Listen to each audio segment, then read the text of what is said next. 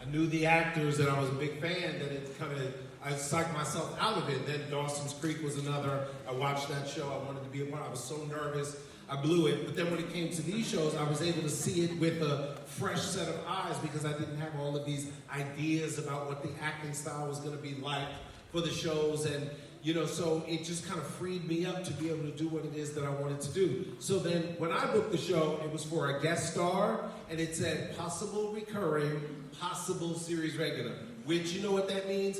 Definitely an audition. Meaning your first episode is definitely an audition. So they want to see how you do. And so I was really, really nervous. I was like, if this doesn't go well, I'm not going to do any more episodes. So fortunately it did go well because I felt really, you know, embraced by Charisma and David and Alexis, and then we tried to do the same thing. Not Lilah. But we didn't ever sing together.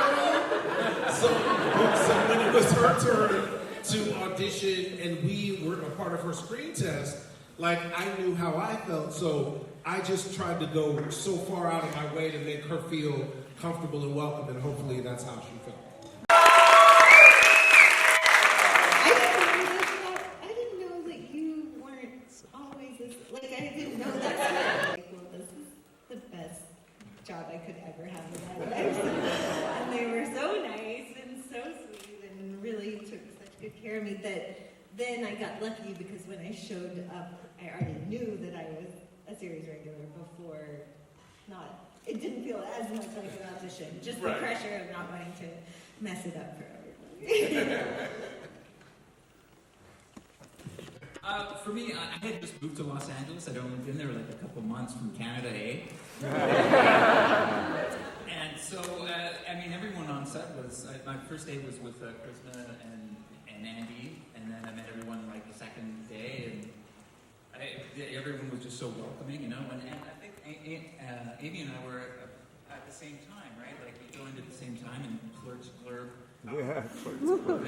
That's it. Everyone remember Clerks Club? There's no place like Clerks Club. So yeah, I mean, I was Literally no place.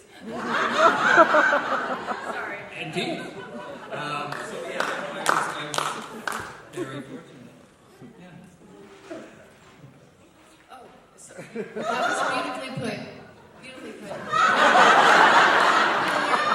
I don't, like, it's interesting when you ask these questions or fans ask it, we don't ask that of each other. So I don't know all these stories. I didn't know all of this, and it's so lovely to hear it. And I hear what you were saying, Jay. When I came on, I didn't know anyone. I didn't know what, and I was only supposed to do 2 episodes, but I was never a series regular. Louder, please. But everybody was always really kind and welcoming, and I enjoyed it. And having you all here 30 years later. Julie, you were on season 1 of Buffy, right? Yes, I was in the pilot presentation of Buffy. Yeah. I was in-hair girl number 1. Always number 1. Like, Darla she wasn't even thought of during the pilot presentation. And it wasn't until we went to shoot, when we went to series. And again, I was supposed to die in the first episode, and on set that day, Joss came running over and he was like, we have this great idea, we're not going to kill you yet. We're going to set up this love triangle between you and Angel and Buffy, and it's going to be amazing, and then you're going to die.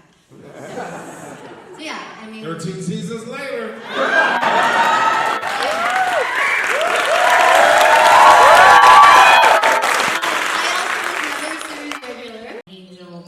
You know, at first I was like, how is that possible? I poofed. I mean, once you poof, you poofed. That's it. So, but they figured out a way, and, you know, next thing you know, I'm naked in a box. And I'm in a law office. Tell us more about your auditions. Naked in my law office.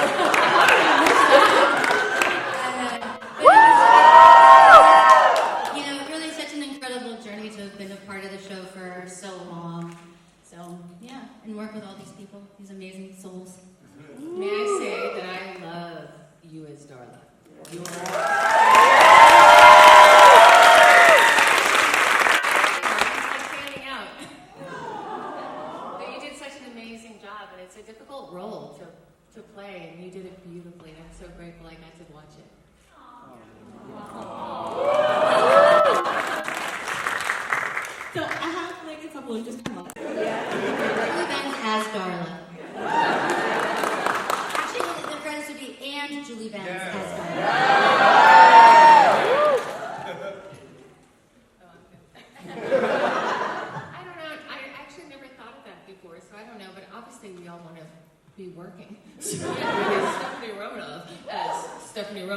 Oh, Lilah, bitch. I'd like Amy Acker to play me.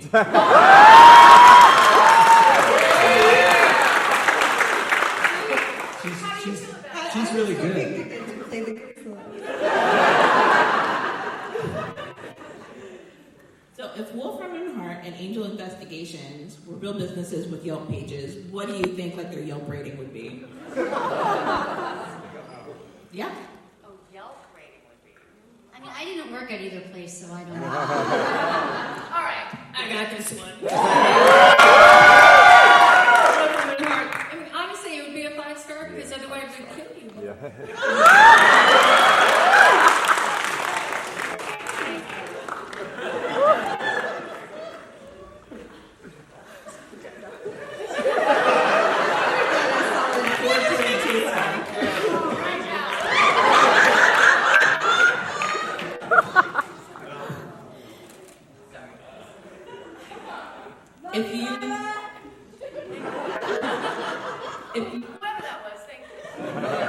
If you could have taken anything from set, not saying that anyone did, what would you have wanted to take with you?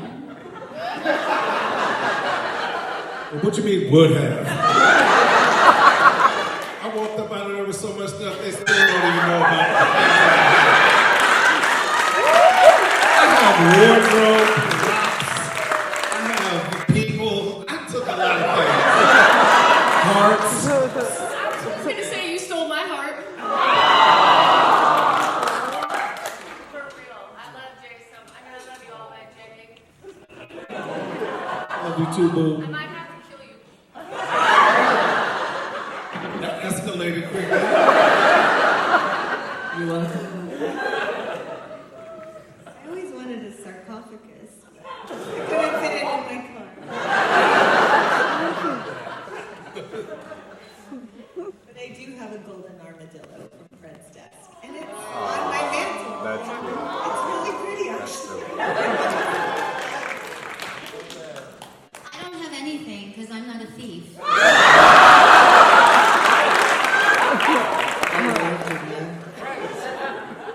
I'd love to have Joss's wallet. I would have taken that. I mean, it's not stealing if it was left for you and it was yours all season. I'm so on your side. Thank you. Because He did if not I didn't steal take anything. He it, deserved it. like if I didn't take the axe for say, where would it be right now? It would be. It'd be on eBay. There are 2 other ones, so wherever those other 2 are, because there were a total of 3 axes, and only 2 were in inventory, so they gave me the one that wasn't inventory. So they gave it to you. You didn't They did steal give it it. to me, yeah, for sure, yeah. And I didn't take it. He is not a big I would say the one, parts. the one thing I would have wanted was a chair back. You know, from our director's chairs. I have one of those. But I don't remember if they ever made one. I don't know. I think I had one that had tape on it for a long time. And I made my own. But yeah, I mean, since then, I started collecting my chairbacks from shows. And so I don't think I have my Buffy chairback.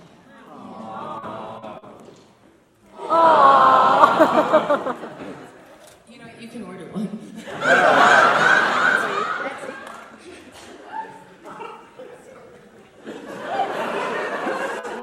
No, well, you haven't answered. Like, what would you I do? did. I said Joss's wallet. Oh, that's fair. That's fair. So, what moment did you realize that your characters were becoming just as beloved as all the characters on Buffy? Yesterday at the panel? I'm kidding. I mean, that's true, right? Like, we're here, how many years later? Like, 10? Like, 8 years ago. I would say, like, I auditioned for a TV show, right? Like, you go in one day and you're not anticipating 20, 30 years later sitting here in this fine auditorium in Sunnydale, California, talking to people, right? So it's phenomenal. I mean, I think we're all very blessed that we could be part of a show that has this kind of legacy. There are so few shows that, I mean, even something like Friends, don't you have any Friends conventions? Yeah. I don't think I can afford that.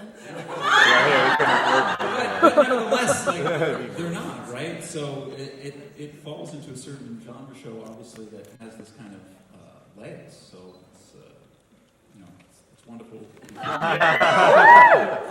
And those kind of things, too. I absolutely agree, and I have to say that I dated someone in the 90s who was part of the Star Trek, you can look it up. But I was like, oh my gosh, I went to a convention with him, and I was like, wow, it's amazing. Focus on how much he hated Darla. And it was really devastating. Like, because I'm like, I'm not even a series regular. Like, why are you paying any attention to me? And it was on the front page of the entertainment section of the USA Today. And, and Joss called me and was like, please, just so you know, this writer just doesn't like us. It's like, it's nothing personal, and he made it okay. But then I was at my sister's wedding. Literally in the church at my sister's wedding, and one of my aunts had printed out the article and handed it to me. It was like, we are so proud of you. And I was like, you don't understand, I'm trying to forget about this. So yeah.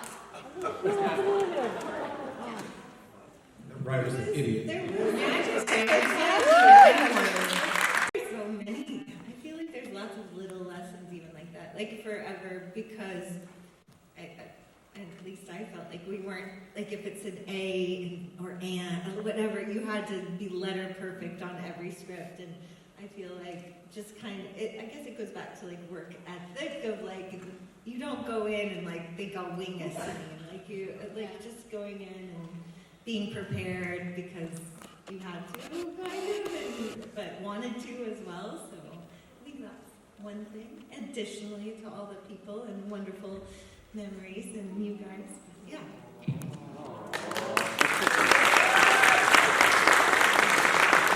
Speaking of that, I remember when I had to sing Gilbert and Sullivan, and then when Wesley caught me, I had to go into a rap. I remember, I think Joss wrote that episode, and he was directing it too. So when I read that line, I was like, oh my God, this is really funny. But wait, I'm gonna really blow them away because I'm gonna write my own rap. So I wrote my own rap, and so we did take one, and then I did my own rap, and then Josh was like, that was really funny. Can you say this? I was like, you don't know what he's talking about. Watch this, I'm gonna do what he wrote, but I'm gonna do it a little better.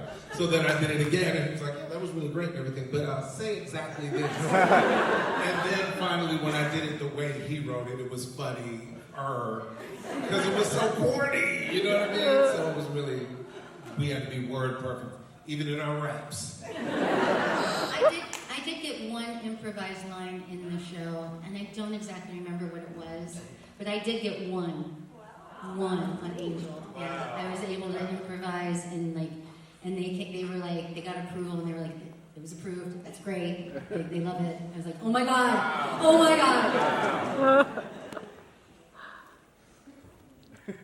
Mark? Yes. I would reiterate the work ethic. Like, I do remember everything having to be word perfect. I remember I made a suggestion to Tim Minear.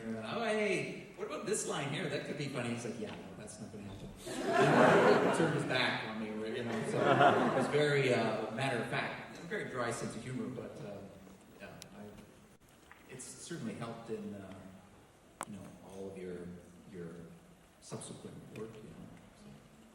You just reminded me of something that I hadn't thought about in forever.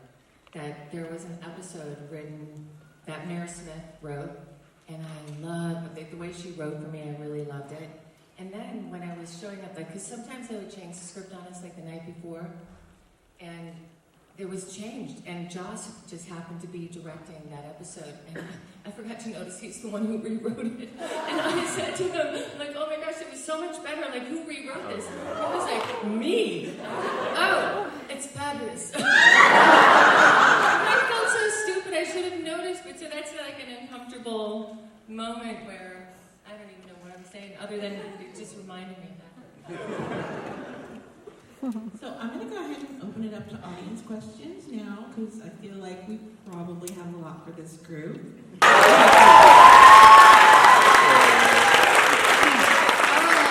Angel's true love. We know that. We all agree. Same for Wesley.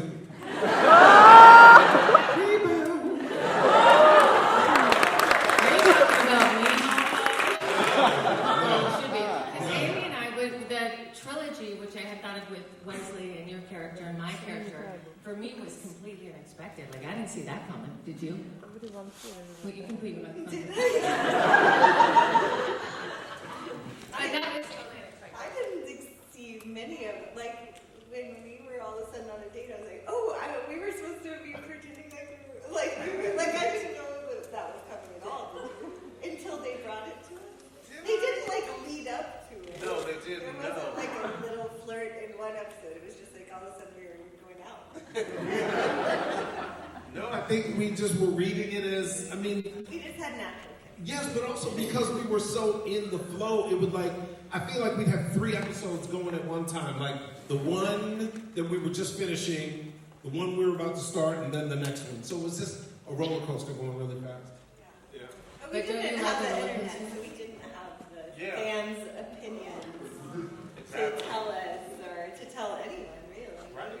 who they liked better. Except the posting board, where we Claire was reading the posting board nightly. I think if you look at Cordelia's character from the very beginning of both shows, she's a very poor decision maker.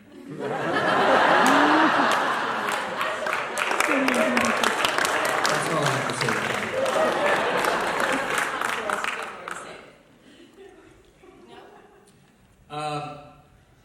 No, I mean, you can only have a love triangle go for so long when it's the 2 leads of the show, right? So obviously, Yeah, or eventually you end up dead. yeah. Or just disappearing somewhere, wondering Like, why. And then you become undead. All of me. Why not take all of me? Like 95 Illyria 5.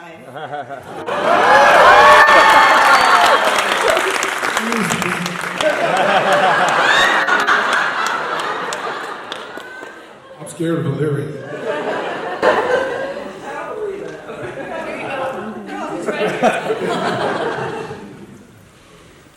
Anybody else want to weigh in, or you want? Okay. Yeah. All right. Here in the red hat.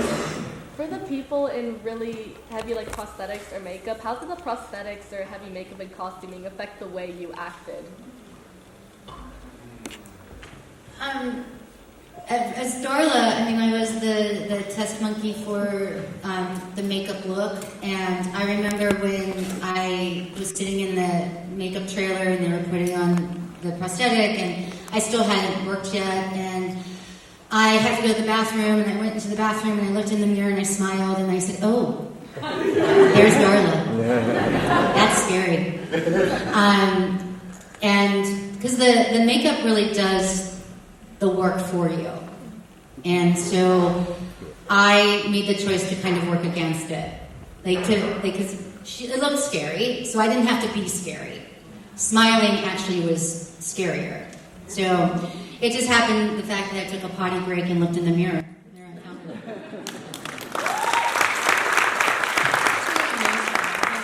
Touching on that with prosthetics, like it's actually very. I didn't have to wear it for this show, but you guys did, and it hurts your skin. It takes a lot of time, and then like I know we shouldn't do Botox. I do a little bit of Botox, but like so how do you emote with all the prosthetics? And you found it in the mirror. So I thought that would because I've always wondered, and you did a wonderful job. Anyway, so I just wanted to say that. What was that like for you as a lyric? I know it wasn't prosthetics, but I mean the makeup, the bodysuit, the costume. What was that like? Wow, Jay. Do you want to borrow my lyrics? Did they make it in my size?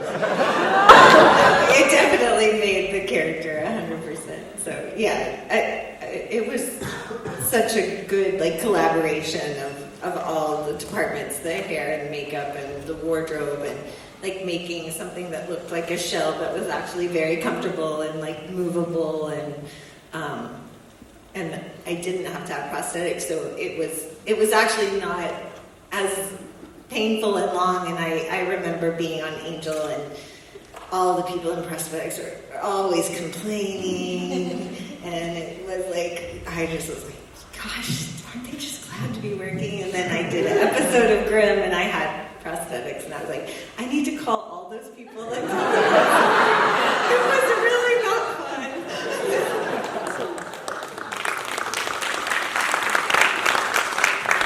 I mean, for me, when they first got the wig was like a very expensive wig. It was a lot of people thought it was my real hair when I first came. And for me, I grew up with like Conan the Barbarian, right? So when you get in this armored plate and the hair or whatever, all of a sudden I was looking in the mirror. I was like, I was Conan.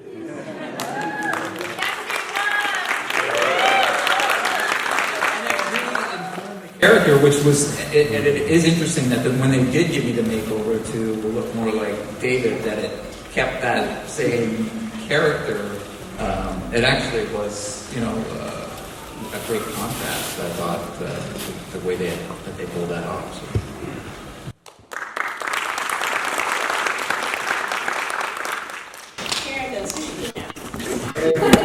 If your character, besides Darla, had a transfer over to Buffy, how do you think your character would have acted? Who would you have bonded with in the Buffy Scooby game? Are you talking to me? All of you. Okay, I'm like, I don't know. I'm definitely going to be Willow's bestie. Yeah.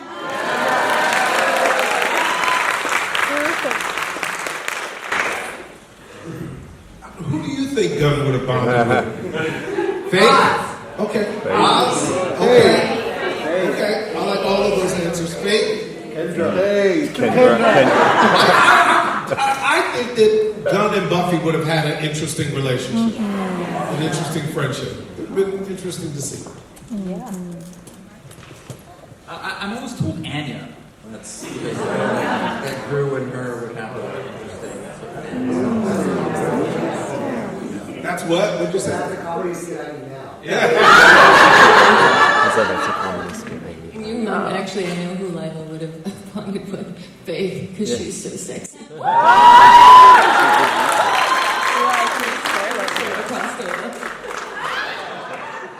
might be a little gay.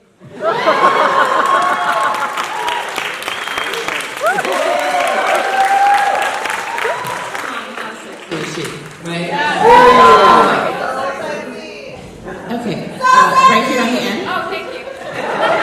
That one person.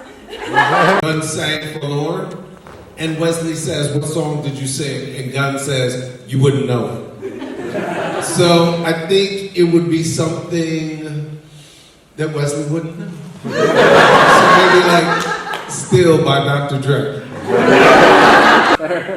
I mean,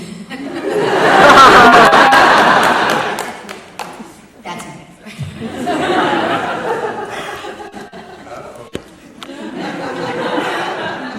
Well, Gunn hated Angelus. I mean, there's a scene that they have where Gunn is holding a flamethrower, and Angel was saying some very risque things to Gunn, and Gunn had to remind himself that this, is somebody different than the Angel that I know. So, yeah, Gunn hated Angelus. Oh, I didn't. With the you know you do. Yeah. Those are my favorite scenes.